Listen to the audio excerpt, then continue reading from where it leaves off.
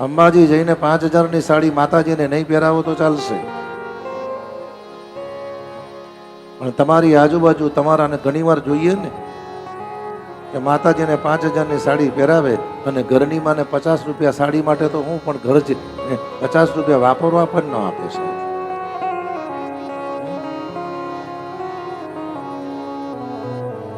અને કદાચ એ 5000ની સાડી લઈ તમારા ઘરમાં, તમારા પરિવારમાં, તમારા સમાજમાં ખરેખરી જેની જરૂર છે સાહેબ,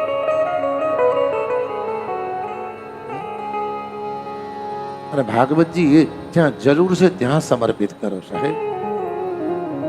કારણ જેનું પેટ ભરી ગયું છે ને ખબર નથી પડતી ભૂખ વસ્તુ શું છે સાહેબ. એ છે ને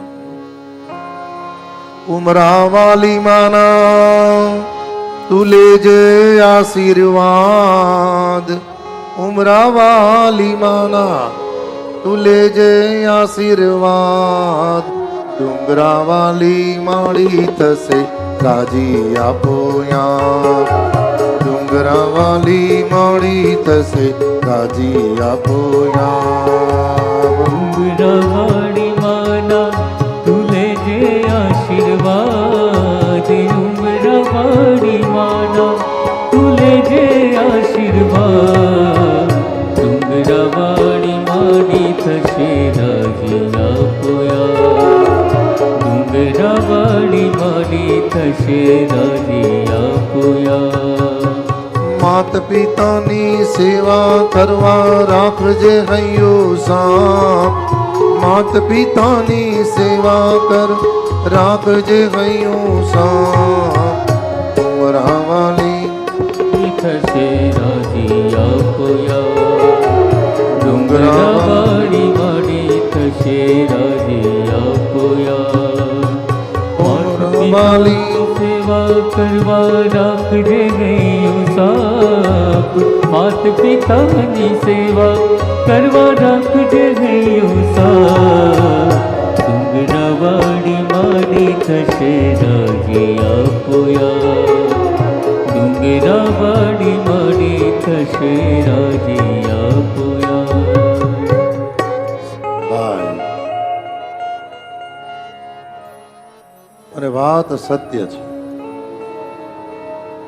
ઘણી વાર જોઈએ ને કે મા બાપ હોય ત્યારે સેવા ન કરે અને મા બાપના વિયા ગયા પછી ભાદરવા મહિનામાં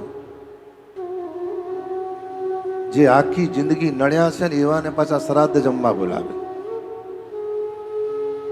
જે આખી જિંદગી પરિવારને નડ્યા છે એવાને પાછા જમવા બોલાવે અને એના દેખતા જ પાછા કાગવાસ. હવે જીવતા તો ખવડાયું નહીં, હવે શું કામનું છે ભાઈ. અગણિત છે ઉપકાર એના કે છે ને,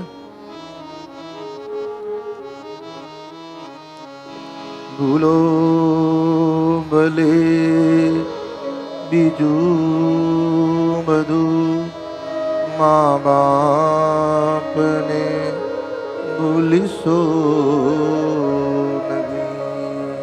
ભૂલો ભલે બીજું બધું મા બાપને ભૂલશો નહીં. અગણિત છે ઉપકાર એના એક દી ભૂલશો નહીં.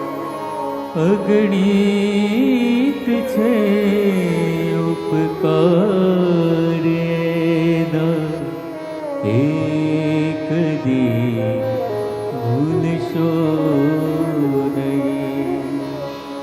લાખો કમાતા હો ભલે મા બાપ જેથી ના ઠર્યા, એ લાખ નહીં પડ રાખ છે એવું માનવું